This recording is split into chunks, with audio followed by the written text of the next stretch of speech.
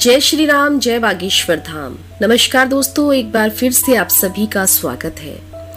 ज्येष्ठ मास के शुक्ल पक्ष में आने वाली एकादशी की तिथि को निर्जला एकादशी के नाम से जाना जाता है। महाभारत काल में भीम ने कठिन परिस्थितियां होने के बावजूद भी जंगलों में रहकर निर्जला एकादशी का व्रत किया था, तभी से इसे भीमसेनी एकादशी भी कहा जाता है। निर्जला एकादशी का व्रत कोई भी कर सकता है, लेकिन किसी भी बीमार व्यक्ति को या फिर दवाइयां खाने वाले व्यक्ति को निर्जला एकादशी का व्रत नहीं करना चाहिए। दोस्तों, निर्जला एकादशी का व्रत सभी एकादशी के व्रत में सर्वश्रेष्ठ माना गया है। इस दिन भगवान श्री हरि विष्णु जी की कृपा प्राप्त करने के लिए निर्जल रहकर व्रत किया जाता है। सिर्फ निर्जला एकादशी का व्रत कर लेने से अधिक मास सहित साल की 26 एकादशियों के व्रत का फल मिलता है।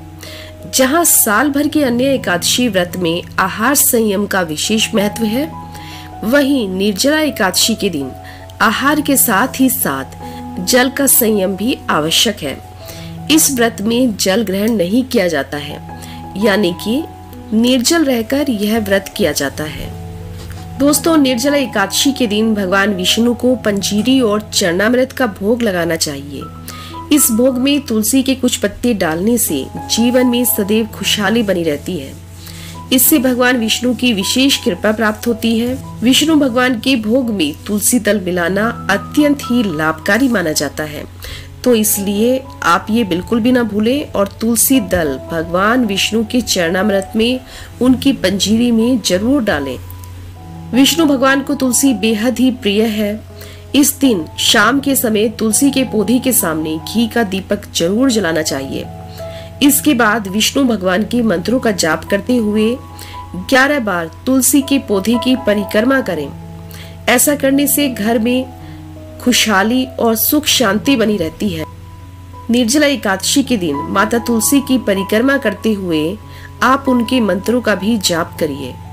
यहाँ पर एक ध्यान देने योग्य बात है कि जब आप तुलसी माँ की परिक्रमा करें, तब आप परिक्रमा बिल्कुल सही दिशा में लगाएं।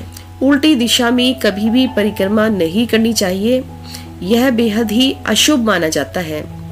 इसलिए तुलसी के पौधे की परिक्रमा करते हुए आप दिशा का बेहद ही खास ख्याल रखें। निर्जला एकादशी के दिन भगवान विष्णु के साथ साथ तुलसी जी की पूजा करना भी विशेष रूप से लाभदायी होता है। निर्जला एकादशी के दिन तुलसी माता का पूर्ण श्रृंगार करके उनकी पूजा और आरती करनी चाहिए। इस दिन तुलसी माँ की पूजा करने से समस्त प्रकार के पापों से मुक्ति मिलती है और सारे बिगड़े काम बन जाते हैं। चाहे आप किसी भी तरह की परेशानी से जूझ रहे हो, आप निर्जला एकादशी का व्रत रखिए और विधिवत भगवान विष्णु और तुलसी माँ की पूजा करिए। तुलसी जी की पूजा के लिए उनके सामने दीपक जलाकर आरती करें। भूल से भी आप निर्जला एकादशी के दिन तुलसी के पौधे को जल ना दें, क्योंकि इस दिन तुलसी माता भी भगवान विष्णु के लिए निर्जला व्रत करती हैं। दोस्तों, यदि आपके दाम्पत्य जीवन में किसी भी प्रकार की परेशानियां आ रही हैं, तो आप ध्यान रखें कि माता तुलसी को लाल चुनरी चढ़ाएं।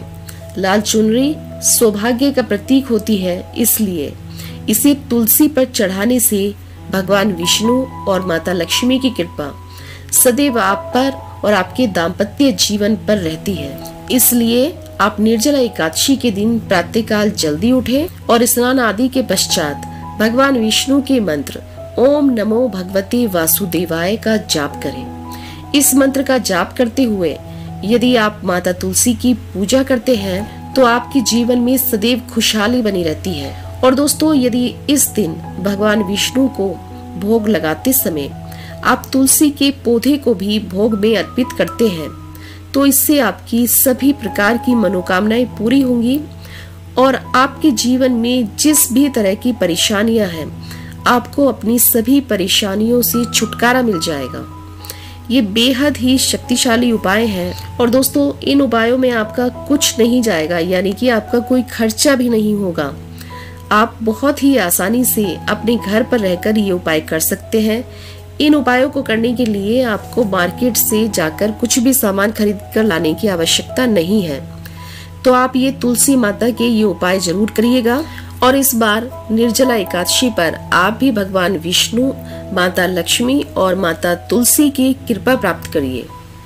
यदि आपको हमारे द्वारा दी गई ये जानकारी पसंद आई हो तो वीडियो को एक लाइक जरूर कीजिए। आपसे फिर से भेंट होगी इसी प्रकार की अन्य जानकारियों के साथ। अपना ध्यान रखें, स्वस्थ रहें, तंदुरुस्त रहें।